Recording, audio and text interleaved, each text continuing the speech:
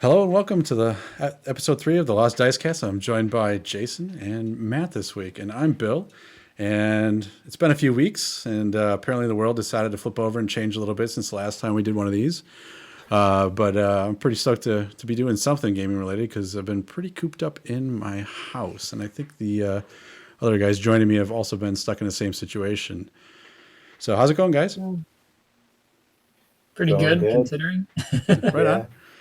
Yeah, so working. Yeah, same, but now out of my house, which is it's a definite change of pace to say the least. Normally, I would have not been able to podcast today because I would have been at Adepticon, but thanks to a friendly virus that's been going around the world at the moment, a lot of things have been canceled. So sadly, I don't get to go hang out with a bunch of nerds and play Warhammer and all kinds of stuff like that. So it's kind of a bummer. But for the best, obviously, we're all not going to go spread a virus around at a convention being in close quarters playing games. So it's kind of hard to argue against that. But did you guys have any conventions coming up soon or things that have changed in the next few months as a result of all this? I did. In a couple of weeks, we were supposed to go visit my newborn baby nephew in New York, but that's like stopped. Yeah. Also, I was going to go to Midwest Gaming Classic, and that's also in April, and that was canceled. Yeah. That was supposed to be in a week, wasn't it? Yeah, we were supposed to go to that, and that just got canceled and screwed up. Yeah. Sure seems to be the trend lately. And I think the other local cons or regional cons have been canceled out, and there's rumors about Gen Con hopefully not getting touched, but we'll see. It's tough. Yeah, Gen Con's further off. It's August, right? It's August, yeah. Yeah. Maybe there's still hope. I hope so. This is really ruining a lot of things. Hopefully it doesn't affect our hobby too much. I know it's affecting the game stores. I think I'd be leery of traveling. I don't know. It'll be interesting to see how things play out, or even if they do have it, what their attendance looks like. Yeah, definitely. I have a feeling for some of the things that do happen, there'll be enough people that are just leery enough about, attending to not go or skip a year, as it were, on their own. For sure. Not like Gen Con has the healthiest attendee list. So No, definitely. Definitely speaking of some people that, for sure have some pre-existing conditions or other, respiratory issues. This is the last kind of disease that you'd want spread around at a place like that. That's why, as much as I'm disappointed about not getting to go to Adepticon, that's mostly selfish, and it's for the better that we're all not hanging out in the same place, because while I may walk away healthy, others might not. Oh yeah, not only you get con crud, but you'll get coronavirus. Yeah. That's just added double bonus. whammy, Conrona? Conrona? Yeah. Great. Yeah. Find it. You're first. Yeah. One of the strange things for me was that, because I follow quite a few different gaming companies, at least on the miniature side of the industry, was seeing actual, warehouses shut down. So Games Workshop, for example, is completely shutting all of it. No digital sales, no stores as of yesterday or the day before. It's pretty wild, because I figured a lot of these places were moving to, curbside pickup, and online shipping seems to be kind of the trend over the last few weeks. It was kind of a surprise to me to be like, wow, they're even going full bore, shut the warehouses down, nobody's shipping nothing. It's pretty crazy times. I know Magic had a release in April, and that's gotten all pushed back. Yeah, I don't blame them. I mean, if you can't go to a game store and play, what do you kind of hurts for Magic. Well, that's good for the stores then too that they push it back, because if they release it and all the stores are closed, that's probably going to really hurt. Yeah, right. Or they won't be able to buy nearly as much because they can't afford to hold the stock. Yeah, I mean that's definitely a rough situation. Right. I'm, since I've been stuck at home and working on a few projects, work kind of took over because I work in the tech field, so my job can kind of happen anywhere, but it's been pretty nuts. Actually, I've been working most nights, and it's kind of a bummer as a result. But I have almost finished that giant robot Titan for Warhammer. Just a little bit of paint and some glue to put a few pieces all together. Now it's all painted, and I'll be done with that, and I'll have a big post with a bunch of fancy pictures pretty soon. Pretty stoked about that. if it weren't for the work thing kind of blowing up and having to suddenly make my company be able to work remotely, I would have actually finished it on time, which was actually, I was pretty proud of myself for being this close. Because the goal was to have it done for Adepticon. Yeah. Cool. Yeah, so that one's done. And then as a result of not going to Adepticon, I may have bought a whole bunch of Star Wars Legion that might be sitting behind me on the floor. Whoops. In the near future, Jason, we may have to play a Star Wars game and break the quarantine. Just saying. So yeah, that's the stuff I've been working on. Nothing too fancy because a lot of it's been work and crazy life and trying to adjust to working and living at home all the time. It's very strange. What about you guys? What have you been up to? Go ahead, Jason.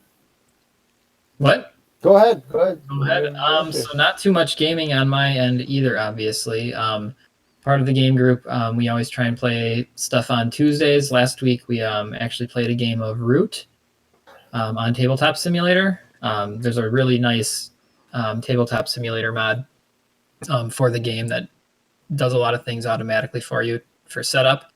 And it was a really, really good game. There was just lots of crazy stuff going on. And I don't know, I think that Root is probably one of my favorite games now. Like there's just so much variability between all the different factions, and like just the way they interact can be totally different. And now there's 4 different maps you can play on too. Like there's just a lot that can be switched up from game to game, and it's just always really interesting and cool. Cool. Nice. Awesome. Like 2 weeks ago, me and Jason met up and we went over to our friend Emily and Alex's house and we played 2 games. One was Everdell with the Pearl Book expansion, and the other game was Bus. It's my 3rd Splatter game I've ever played, which was amazing. Splatter games are awesome. I don't know if you want to talk about Bus at all, Jason. Sure. So Bus it's a really old game, actually. I don't remember what year it was originally, but it was just reprinted by Capstone Games, I think. And it's just a very interactive Euro game about bus routes in a city. I think supposedly it's one of the earliest worker placement games. So like it's very basic worker placement.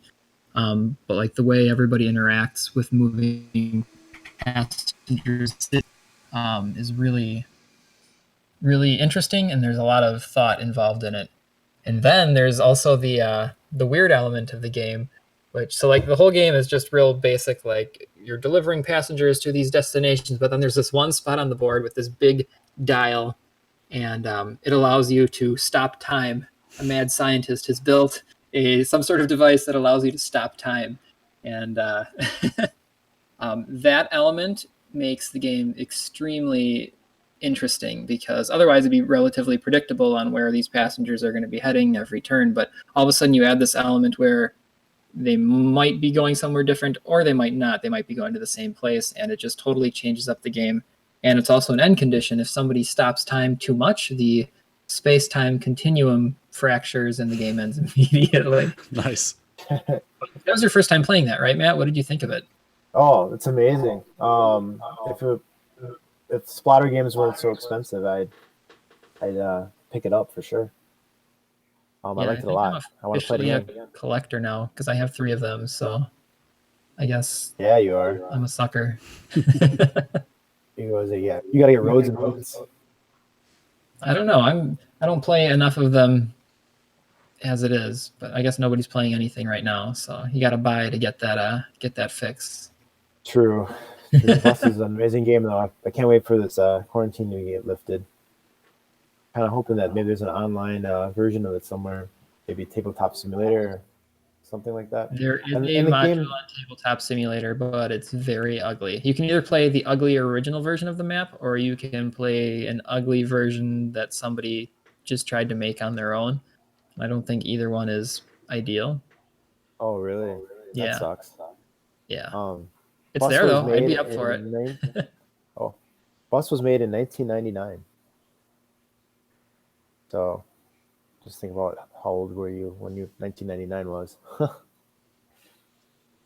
Neat. Also, we played Everdell with the Pearl Book expansion. I'm not sure if you've ever played it, Bill, but No, I've been under the board game thing for quite a while. It's a blanket no. It's a Yeah. blanket no, yeah. It's a wonderful illustrated, wonderful art, uh, highly thematic game of um, worker placement. It's like a worker placement game for the most part, with a little bit of card manipulation and a little bit of like I guess tableau building. But it takes place in this like a forest with critters that have like they're like all dressed up in like this fantasy world. Like they'll there's you can build a building called the post office, and then you get a carrier pigeon. And the carrier pigeon has like a little suit and hat and stuff, and he does special things. It's kind of like Root in a sense, like fantasy creature type thing, but it's not like in that genre of like a war game. It's more of a worker placement game.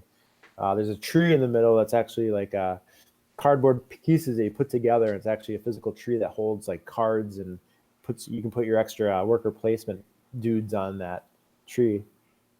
Um, and with Pearlbrook, the expansion, it's kind of like I don't know the main board is like the central focal point of everything where you put all of your goods and stuff on, and cards. And Pearlbrook's another expansion. It's like the underwater version of the Everdell portion. And then everybody keeps playing their like little tableau in front of them. And I think we play the 4 seasons of the year. And after the 4th season of the year, for the most part, whoever's got the most points wins the game. And I don't know. It's really, I don't know. I like it a lot. It's one of my favorites. It's elegant. It's really elegant, Cool. and the artwork's pretty neat. And I'm looking Yeah, it forward to was seeing neat. more expansions. It Yeah, for definitely sure. checks one big box for me, which is the woodland creatures doing human things. Like Yep. Yep. those Redwall books that I read as a child have made me forever endeared to that, which I think might be part of the reason I like Roots so much. But yeah, the art for Everdell was really, really awesome. That was the first time I'd play that, so I've played that game, so it was yeah, it was really good. I liked it. Yeah. And you picked it up for me for my Secret Santa, so thanks. Neat. I think I played that copy once since I got it. Other than that, it's always been playing somebody else's copy. Seems like everybody's got that game. That's pretty It is a cool. neat game. Did you? I know Jason and I both backed the Root RPG game on Kickstarter. Is that something you got into as well, Matt? The RPG? Yeah. No. I've only played Root only a handful of times. And each time I played, I usually got stomped by Jason or Tim. Stomped, like literally, like, oh, okay, I'll play the cats, and I just get stomped. Right on. But the RPG, Cats are hard. I'd like, yeah, I think I had the cats, and I think I had the otters. Is that or Mhm. yeah, the otters. I think I played the otters the second time. But each way, it was a fun game. And it's like, okay, I'm doing a thing, and you know, at the end of it, though, when you're playing with ballers, you don't have game. You just get crushed or steamrolled. Nice. And between Jason and Tim, it's pretty cutthroat. Although I'd play it again. I'd rather play physical version instead of online. But since we're in quarantine, I'd probably play online. Yeah, I mean, So, at least temporarily, online might be the best outlet for a lot of gaming. yeah. Speaking of which, I do have a list of quarantine gaming links for online resources, or gaming resources. if Sure, you let's guys chat about some of wanna those. list. All right. The one that we talk about a lot, it's Tabletop Simulator, which you can only get on Steam. Tabletop Simulator is $20 one-time buy, kind of like I guess it's like an emulator. Think of it as an emulator. And then on Steam, there's a workshop for the Tabletop Simulator, and they have all these board games. Every board game you can pretty much imagine, like anything from like Dominion to Star Wars Destiny to Everdell to whatever, any kind of board game. And they even have like the classics like chess and backgammon and all that too. You just download those mods and you put them into your folder for Tabletop Simulator. Then you can pull them up and start them, start those games. And it's just a virtual simulator. It doesn't do everything for you. It doesn't do any upkeep for you. It doesn't score for you. You and your friends talk on Discord or some kind of voice chat and just play the game. Cool. But yeah, like I said, it's a $20 one-time buy, but all the mods are free, so it's definitely worth it. There are some mods that are just garbage. I don't know what people are trying to do. Like the interfaces are terrible. Like I think a lot of people use scans of cards or scans of the boards and stuff, and they've come out really poorly. And like the interface, like I don't know. Jason, you play it a lot more than I do. You could probably elaborate on. Yeah, I mean, for the most part, I've had decent luck, but there's usually only a handful of games that we try and keep the list of games we play on Tabletop Simulator fairly small, just because learning on it is not really the best environment. But I mean, as far as the interface, there's definitely a learning curve. Bill, you can attest to that. We tried doing that with Keyforge, and you couldn't handle it, even though I was like, "What are you talking about? It's easy." So there's definitely some adjustment period, and once you get over that hump, that it's really not bad. Yeah. You need patience. There's a lot of patience involved where it's like, okay, you have to figure it out and feel it out. Once you get it going, it's pretty good. Yeah, I think they could use a UI UX person to go through that and make that interface suck a lot less. Like, Yeah, and then once they get over that hump, friendly. like I think it could be it should be a great system to use. But yeah, it was It's a thrill of discovery. Oh, that button does what? yeah, that's the exact wrong way to approach software. But I mean, that's it's not uncommon. There's a lot of software where it's like, this is the kitchen sink. It does all this stuff, and you don't need 90% of that to actually do what you're doing. And so then it just becomes clutter and gets in the way of actually just using the program or playing, in this case, a virtual game. Do they have any like legality issues with some of that stuff? Like I know Keyforge does all their stuff online, so they don't really care. But like, other games that are just board games only that don't have a digital game, like do people get in trouble for that? I know that there's certain designers that get really butthurt about the fact that somebody put their game up and they usually try to put a kibosh to it. But a lot of Kickstarters use it as a resource. Like here, try out the first absolutely. three rounds of this game. I think was it that the Gloomhaven Kickstarter Frosthaven is up now, and there's I just saw yesterday there's a mod for it on Tabletop Simulator. I think you can play the first three like demo. There's like demos that you can play. There's 3 of them up there, and you can play them. And just gives you like a little taste of how the game is before you go and try to kickstart. The $150 million or whatever. Yeah. With your real hard cash. A lot of those take is that unless there's something official, the fan-made version is okay. I know like Stonemaier Games has a couple of their stuff. They have like Scythe up there to pay for. You can actually buy like a Tabletop Simulator mod that's all official and I'm assuming very well done. Cool. And I don't think there are any like fan-made ones on the workshop. No. Then like to bring Root back up again, they've been streaming Root. The designers and like publishers of the game have been streaming it on Tabletop Simulator during the quarantine stuff using some fan-made mod that I play on with people. Awesome. And they're like, oh, this is really cool. This does this and this calculates this for you. So it's kind of neat seeing, somebody support that, which is good because really I think that helps sell copies of the game. Well, that's just it. Yeah. Like, I mean, I can't speak for everybody, but like, as much as I love Spotify, I still buy music, both vinyl and CDs. So like, I imagine board games are similar. Like just because you play it on Tabletop Simulator doesn't necessarily stop you from picking up a physical copy of the game to go play at the game store or at your house with your friends and family. I mean, maybe I'm speaking out of turn for some people, but I can't imagine that people that are into board games are suddenly going to get rid of the tactile version of it because that's part of the appeal. Yeah, I don't think that'll ever happen. Yeah. No way. Right on. I think just because of the quarantine, this is, a lot of people are going to start using these resources more. So, yeah. I only think like 20% of the gaming, board games virtually. But having said that, I mean, now there's implementations on iOS and Android. You can play, Agricola, you can play Ticket to Ride, you can play all these board games on your iPhone. If you want, you just have to buy the $2 or $3 app or whatever, how much it is. But that's just one thing. It's Tabletop Simulator. Another thing about Tabletop Simulator before we move on is watch out for if you're gonna download some mods. Sometimes they're in different languages, and the cards will be in that language, like Russian or Italian or French or whatever. So, gotcha. Just make sure you pick out your language that you prefer. Cool. Moving on, there's also Tabletopia. which is free. That's also, you can pick that up on Steam. There's games that are on Tabletopia that are free as well. It's a little bit more elegant compared to Tabletop Simulator. I think it's more, Tabletop Simulator is just a little grittier. And as far as the interface, Tabletopia, excuse me, it's a little bit nicer, but there's not that many games. Like I think Scythe is one. There are a few games that titles that do cost money, such as Scythe, and I think like some of the bigger games.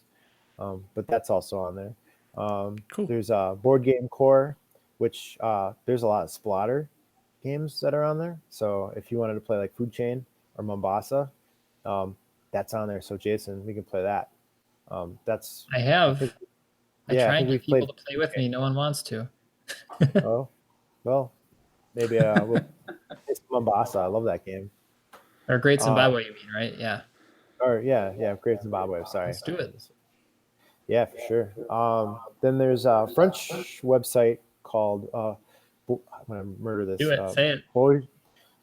Voyage à jour, I think. What? How do you pronounce it? I don't even know. I won't try. It's a free website. There's games such as Zolkin, the Mayan Calendar, Dixit. There's free titles. Yucata is kind of the same way, just different titles. A lot of Euros, like St. Petersburg and Castles of Burgundy, games like that. There's a few websites out there that are just solely based on one game, like such as Dominion. I don't know if you're familiar with the deck builder. I think everybody is, right? There's you can play Dominion free online. I think they get you with the expansion. So if you wanted to play like Intrigue or Seaport or whatever it's called, you have to pay extra for that. There's also Agricola. You can play Misery Farm online if you want.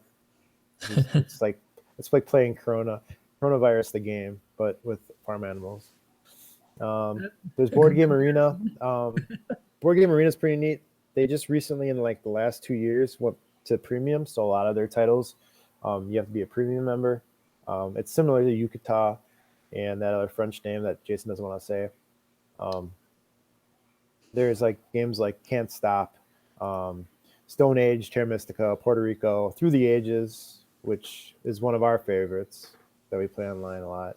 And then there's also games like chess and, backgammon and all those less boring games, or more boring games, I should say.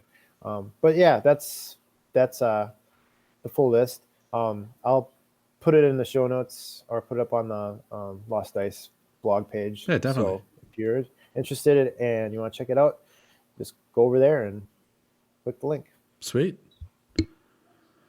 So one of the things that I know Jason, who is our resident DM for Dungeons and Dragons, has been trying to get another round together to play some more. But I've been role playing with my kids since they're stuck here because there's no school currently. So we've been kind of using not really a rule set. It's kind of loose role playing. They were actually really upset with me the other day because they didn't get to kill anybody on their adventure, and it was all talking. And Bloodthirsty daughters. Yeah. Both of them decided that apparently the murder hobo lifestyle is just the way to go. I mean, I can't say I blame them, but I mean, they're a bit young to want to get into that. If you ask me, they're 4 and 5. But yeah, they were pretty bummed that one of their adventures was just about the adventure and chatting and making friends in the game, and they weren't having that. So day 2 of adventure on Sunday ended up being kill all the little tiny dragon guys. They were much more satisfied with that. So the second day was just a bloodbath to compensate? Pretty much, yeah. I mean, yeah, like my oldest was rather upset because she had a couple bad rolls right off the bat and got knocked down in the roll set we use, which knockdown just means you kind of lose an action sort of thing. But she was super heated about that. Like she was definitely into it. And the younger of the 2 kids the whole time is starting to pick up on what role playing kind of means, because I'll say things like, yeah, you hear some noise over in the woods over there, and we play with miniatures on a table so they can kind of see stuff. And getting them to understand that there's things they can see but aren't there is, been difficult because they're young and they, conceptualizing that stuff is difficult.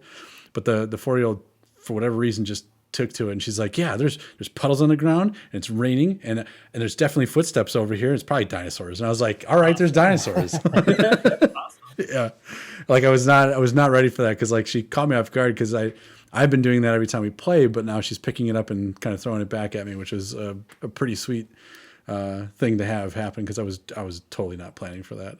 But yeah, we've been doing pretty good. We've been using a rule set called Song of Blades and Heroes just to kind of loosely use the mechanics to have something to do and roll some dice and movement sticks and that sort of thing. But the rest of the time, it's mostly just moving toys around on a table and talking about it. It's Cool. not terribly complicated by any stretch. But yeah, they both like, painting their dudes, and they just got to spend some time because there's no school.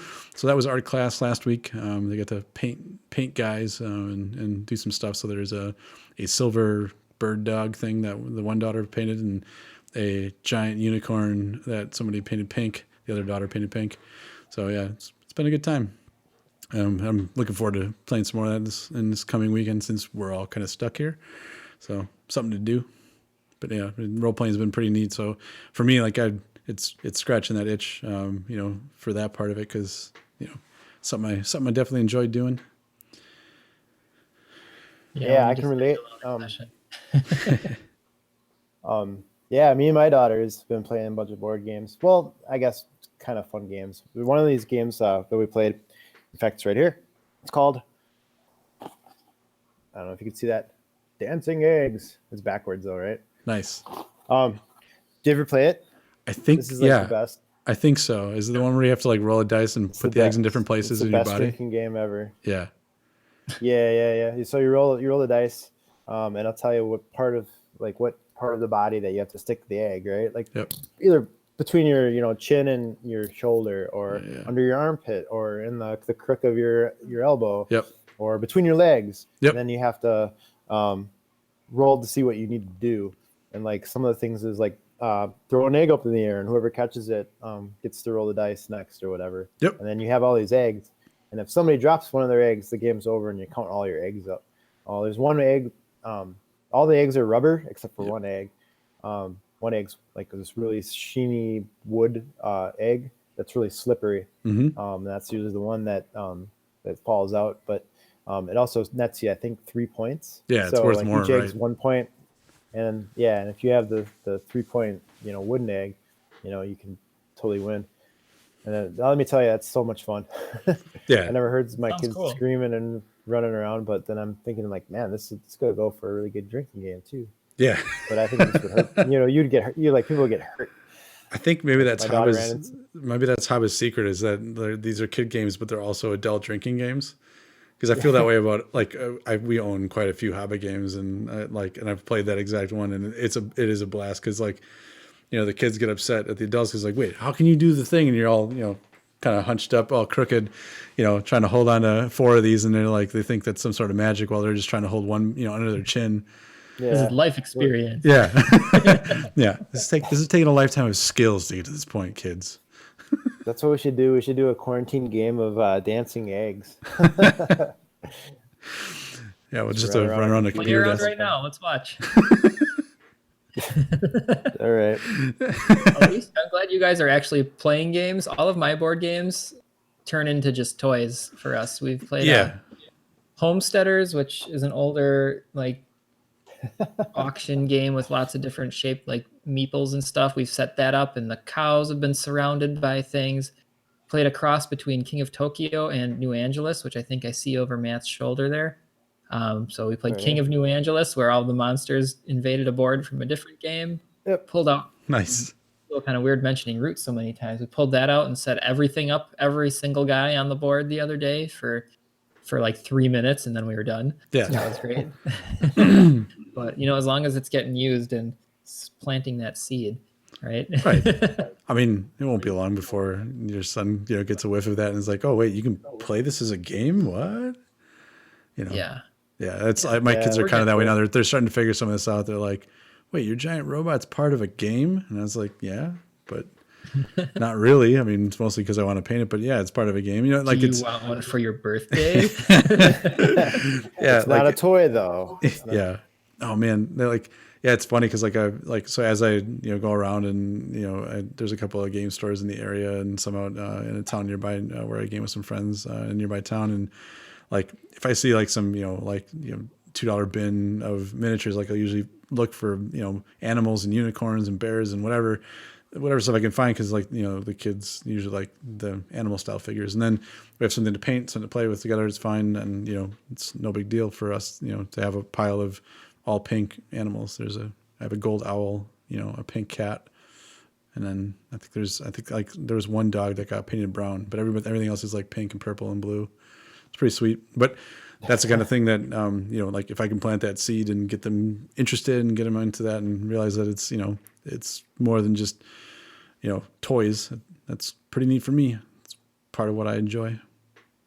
For sure. And now I have a whole shelf full of random colored animals. Do you guys have anything else you wanted to cover today? Yeah, we played a game of Klask. I don't know if you guys know what Klask is. For the Klask name. is amazing.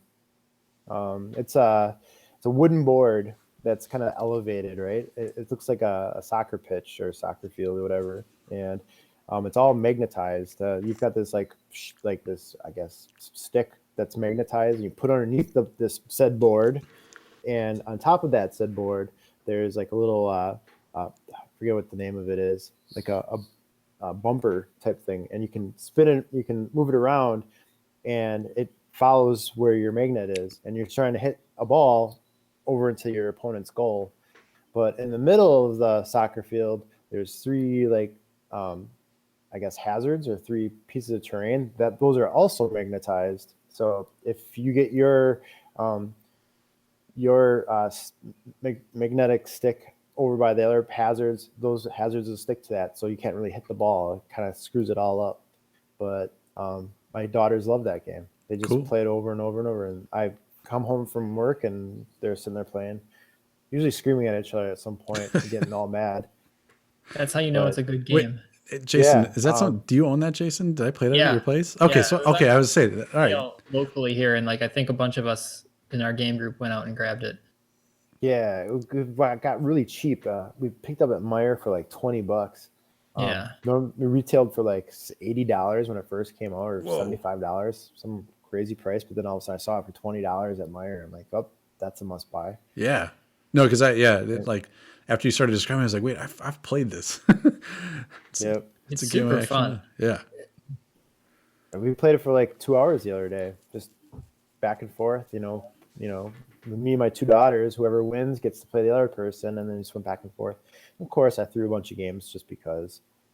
But I think it's I'm not like that. Part of being a dad. You gotta let them win once in a while. Crush you the time. And they're just gonna go and play on their tablets and not have fun. So yeah. There's I played that. I introduced them to Can't Stop. My youngest loves that game. Mm-hmm. She just likes rolling the dice, and she's like, I can't stop, Dad. And she's like, I'm rolling sevens. She keeps going, and then when she gets wiped out, she's all bummed out. I'm like, oh, looks like all that's gone. You have to watch out when she's of gambling age. That's yeah. Hopefully she wins money. Hopefully she's smart like her father. Yeah. No. Yeah, craps is my one gambling vice. I do enjoy playing and rolling dice. It's a good time. Oh yeah. Mm-hmm. I like blackjack. Blackjack's kind of fun. Yeah. But and my wife just likes playing the lottery. She's lucky on just getting money. I'll leave that for some other story. We were in Vegas and we won a bunch of money. Nice. Yeah, all right. Well, I think I'm going to wrap this up for the third episode of the Lost Dice Cast. I want to thank all the viewers that joined on and came to hang out with us on Twitch. And you can come find us on Facebook at Lost Dice Blog, and you can come find us on Instagram and at lostdice.com. And I just want to thank Jason and Matt for joining me today. Again, I'm Bill. So hopefully we can come up in a week or two. We'll come chat again, and maybe there'll still be quarantine, maybe not. Maybe we'll get lucky and some things will go away, but I'm not super optimistic about that. We'll still be quarantined. We're still totally going to be quarantined, but hey, let's be optimistic. As long as we don't go away. I don't want to go away. No, absolutely not. Life. But It's been fun. It's good chatting with you guys, and we'll see you next time. See ya. See you later. Thanks for watching.